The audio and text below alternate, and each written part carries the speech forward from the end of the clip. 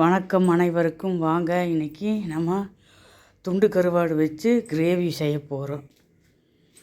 மிளகு பொடி 2 ஸ்பூன் எடுத்துருக்கிறேன். 1 ஸ்பூன் சீரகம், அரை டீஸ்பூன் மஞ்சத்தூள், தேவையான அளவு எண்ணெய், பூண்டு 10-20 பல் தொளித்து வச்சுருக்கிறேன்.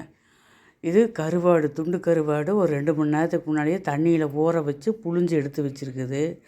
1/2 கிலோ சின்ன வெங்காயம், 2 கருவேப்பிலை, இவ்வளோ தான் எடுத்துக்கிட்டோம். இதையே நம்ம அரைச்சி மிக்சியில் அரைச்சி கருவாட்டில் பெரட்டி அப்புறம் நம்ம அடுப்பில் வைக்கணும். நான் வெங்காயத்தை எடுத்து ஜாரில் எடுத்துக்கிட்டேன். அப்புறம் நம்ம இந்த சீரகம் மிளகு பொடி மட்டும் போட்டுக்கணும். போட்டுட்டு நல்லா சட்னி மாதிரி நம்ம நல்லா நைஸாக அரைச்சி எடுத்துக்கணும். எடுத்துட்டு வடச்சட்டி அடுப்பில் வைக்காமே கீழே வச்சு நம்ம கழுவி புழிஞ்சு எடுத்த கருவாட்டையும் இப்போ அரைச்ச அதையும் போட்டு, அப்புறம் மஞ்சத்தூள், பூண்டு போட்டு எண்ணெயும் ஊற்றி நீங்கள் பெரட்டி வச்சிடணும்.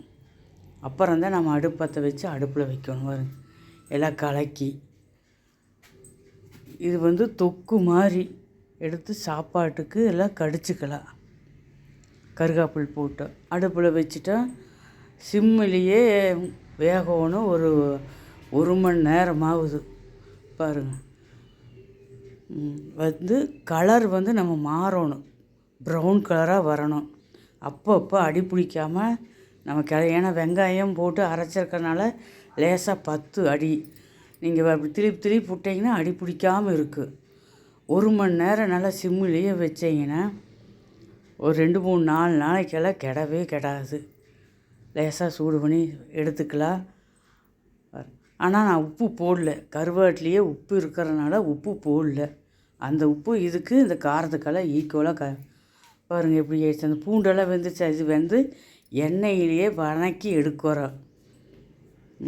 தொக்கு மாதிரி இப்படித்தான் இருக்குது. நம்ம சுடு சாப்பாட்லேயும் போட்டு சாப்பிட்டுக்கலாம். ரச சாப்பாடு, மோர் சாப்பாடுக்கெல்லாம் நம்ம வச்சுக்கலாம். லைக் பண்ணுங்கள்,